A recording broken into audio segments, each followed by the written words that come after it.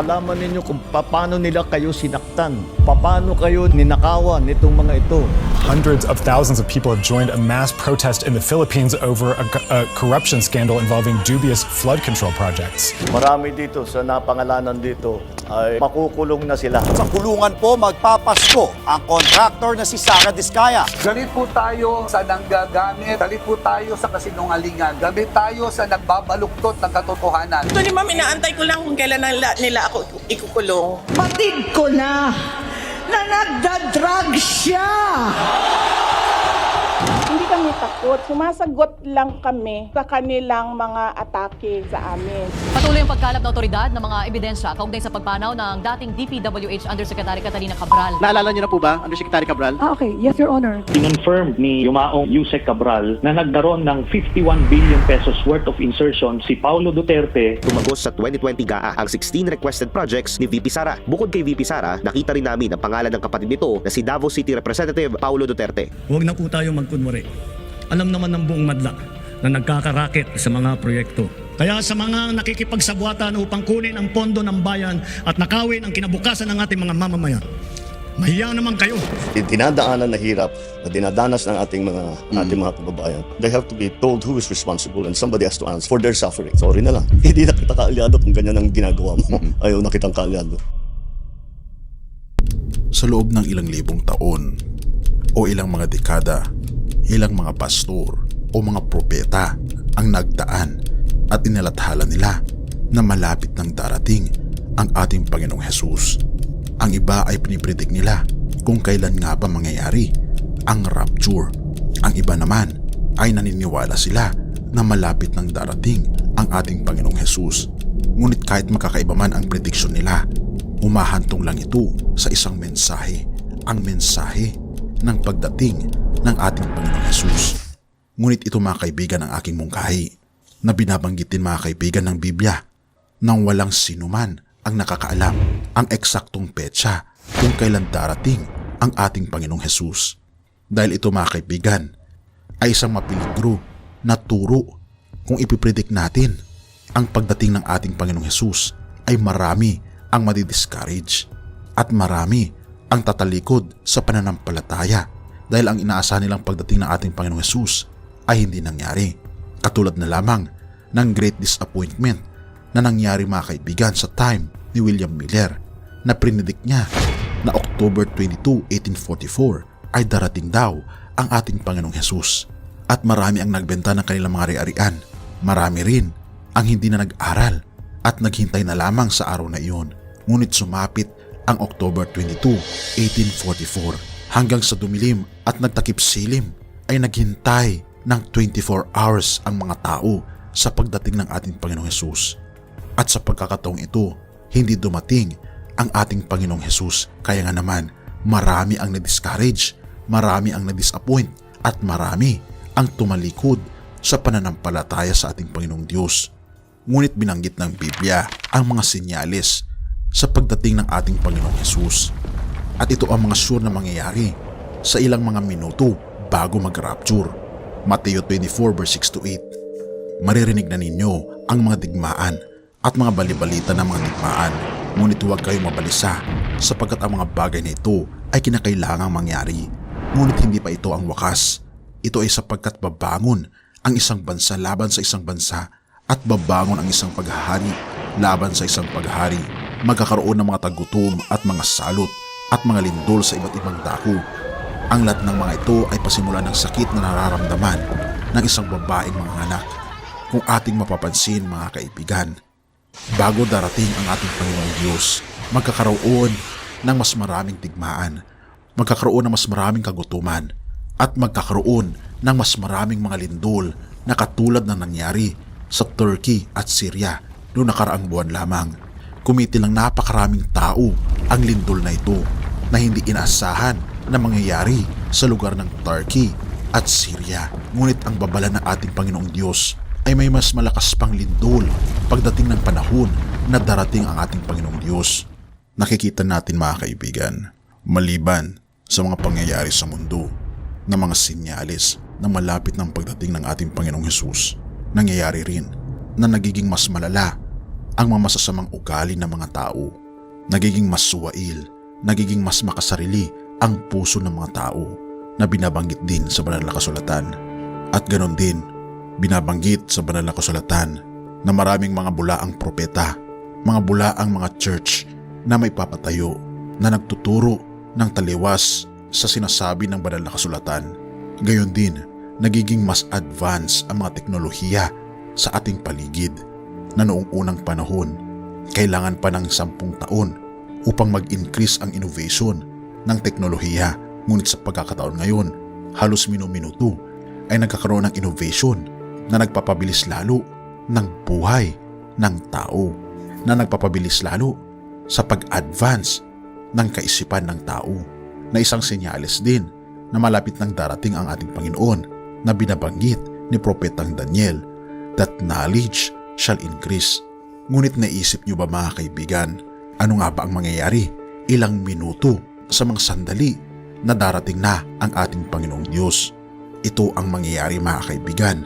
Sa pagdating kasi ng ating Panginoon ay mahihiwalay muna ang mga nananampalataya sa Kanya sa mga hindi nananampalataya sa Kanya. Magkakaroon ng pagtatatak na binabanggit sa libro ng Revelation, ang marka ng halimaw at ang selyo ng ating Panginoong Diyos. Ang makakatanggap ng selyo ng ating Panginoong Diyos ay sila ang magmamana ng langit na bayan, habang sa kabilang banda, ang makaka-receive ng marka ng halimaw ay sila ang mapaparusahan na binabanggit sa libro ng Revelation.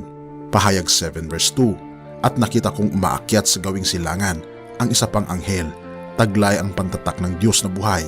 Humiyaw siya sa 4 na anghel na binigyan ng Diyos ng kapangyarihang maminsala sa lupa at sa dagat. Verse 3, huwag muna ninyong pinsalain ang lupa, ang dagat o ang mga punong kahoy. Hintayin ninyong matatakan sa noo ang mga lingkod ng ating Diyos, kung ating mapapansin. Kaya hindi pa dumarating ang wakas, dahil ang mga tao mga kaibigan ay hindi pa nagpasya kung sino ang kanilang susundin. Kung susundin ba nila ang batas ng tao na taliwas sa kagustuhan ng Diyos, o sila ay susunod sa batas ng Diyos na magpapasakop sila sa pag-ibig ng ating Panginoong Diyos. Dahil binabanggit mga kaibigan sa John 14 verse 15, kung ako'y iniibig niyo, ay susundin niyo ang aking mga utos. At ang 4 na anghel mga kaibigan na nakahawak at nagkokontrol ng mga pagpipinsala ni Satanas, sila ang pumipigil kay Satanas na pinsalain ang buong sangkatauhan. Ngunit darating ang panahon na i-release ng 4 na anghel na ito ang pinsala na darating sa ating mundo. Ngunit hindi ito mangyayari hanggat hindi matatakan sa noo ang mga lingkod ng ating Panginoong Diyos. Ito ay simbolo ng pagsunod sa ating Panginoon. Habang ang isang banda, kung ang lahat ng tao ay nakapag-decide na kung saan sila susunod, it's either tatanggapin nila ang turo na taliwas sa ating Panginoong Diyos at hindi magpasakop sa kanyang pag-ibig, ay sila ay matatakan ng marka ng kaaway, ang marka ng halimaw, o sa Ingles, ang mark of the beast. Pahayag 14 verse 9, sumunod sa 2 ang 4 anghel na malakas na nagsasabi, sino mang sumasamba sa halimaw at sa larawan nito at tumatanggap ng tatak sa kanyang kamay at noo. Verse 11, ang usok mula sa apoy na nagpapahirap sa kanila ay pailan lang magpakailanman. Araw at gabi ay walang kapahingahan ang mga sumasamba sa halimaw at sa kanyang larawan, at ang sino mang tumanggap ng kanyang tatak. Oo mga kaibigan, ito ang mangyayari sa huling kapanahunan. At pagkatapos noon, na pag ang lahat ng mga tao ay nakapag-decide na sa kanilang pasya kung ano ang kanilang final na susundin, ay dito na darating ang mga salot na binabanggit mga kaibigan sa pahayag 16 verse 2. Ang 7 salot ay matatanggap ng mga tao na hindi sumusunod sa ating Panginoong Diyos. Ang una dito, pahayag 16 verse 2, nagkaroon ng mahapdi at nakapandidiring sugat ang mga taong may tanda ng halimaw at sumamba sa kanyang larawan. Isang sugat na hindi nagagaling. Pahayag 16 verse 3, ang pangalawang salot, ibinuhos sa dagat ang tubig ay naging parang dugo ng patay na tao, at namatay ang bawat nilikhang may buhay na nasa dagat. Iyan ang pangalawang salot. Ang pangatlong salot, ibinuhos sa mga ilog at mga bukal at naging dugo rin ang mga ito. ang mga tubig sa batis at sa lahat ng mga katubigan ay magiging dugo ang mga ito. Ang ika-4 na salot, ibinuhos sa araw at ito'y binigyan ng kapangyarihang sunugin ng kanyang matinding init ang mga tao. Nasunog na sila, ngunit sinumpa pa nila ang pangalan ng Diyos na may kapangyarihang magpadala ng gayong mga salot sa halip na magsisi at talikdan ang kanilang mga kasalanan at magpuri sa Kanya. Iyan ang mga tao na nakatanggap ng marka ng halimaw. Hindi sila sumusunod sa kagustuhan ng ating Panginoon, kaya naman sila ang nakakatanggap ng mga salot na ito. Ngunit sa kabilang banda, ang mga taong namarkahan at natatakan ng ating Panginoong Diyos, sila ay magiging ligtas sa 7 salot. At pang-6 na salot, mga kaibigan, ibinuhos sa luklukan ng halimaw at nagdilim ang kaharian nito. Napakagat sa labi ang mga tao at sinumpa nila ang Diyos dahil sa dinaranas nilang hirap at taglay ng mga sugat. Gayunmay, hindi rin sila nagsisi at tumalikod sa masasama nilang gawain. Number 6. Ibinuhos sa malaking ilog Euphrates. Natuyo ang ilog at nagkaroon ng landas para sa mga haring mula sa silangan. At nakita kong lumabas mula sa bunganga ng dragon at ng halimaw at ng bulaang propeta ang 3 karumal-dumal na espiritong anyong palaka. Ito'y mga demonyong gumagawa ng kababalaghan. Nililibot nila ang lahat ng hari sa buong daigdig upang tipunin para sa labanan sa dakilang araw ng Diyos na makapangyarihan sa lahat. Ito, mga kaibigan, ang simbolo ng pagkakaisa ng lahat ng mga tao na hindi tumanggap sa ating Panginoong Diyos. Ang dragon, si Satanas, at ang mga bulaang propeta, ang mga nagtuturo na maling turo na taliwas sa turo ng ating Panginoon sa Biblia.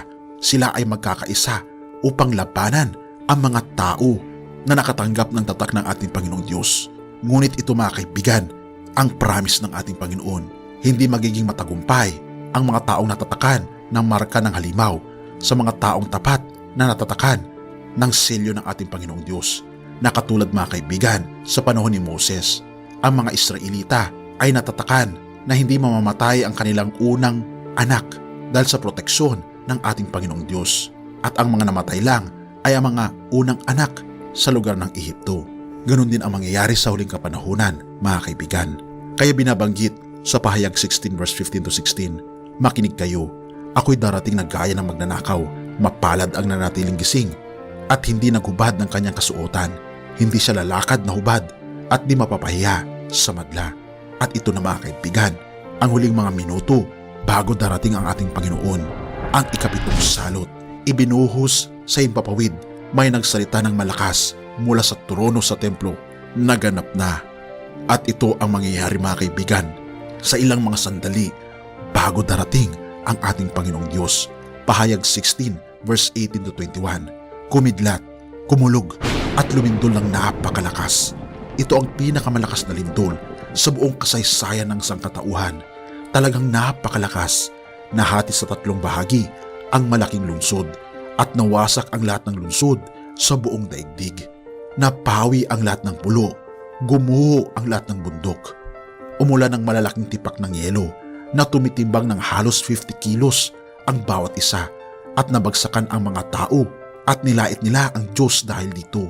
Nakapangingilabot ang salot na ito. Ito ang mangyayari, mga kaibigan, bago darating ang ating Panginoon. Magkakaroon ng matinding trahedya sa mundo, ngunit ang good news, ang mga taong tapat na nasilyuhan ng ating Panginoong Diyos na kanyang mga anak ay hindi makakaranas ng mga salot na ito.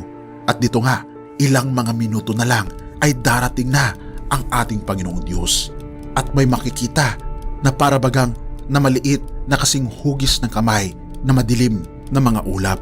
At pagkatapos ito ay palapit ng palapit na nagliliwanag ng katulad ng isang araw sa bukang liwayway.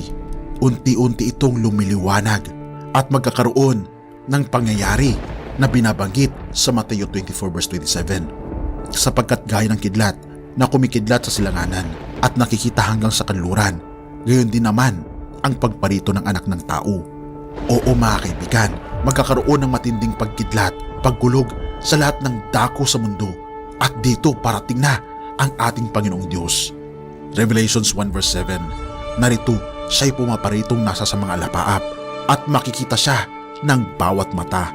Maririnig din ang pagdating ng ating Panginoong Diyos, hindi secret rapture, kundi isang extravagant na rapture ang mangyayari sa pagdating ng ating Panginoong Diyos.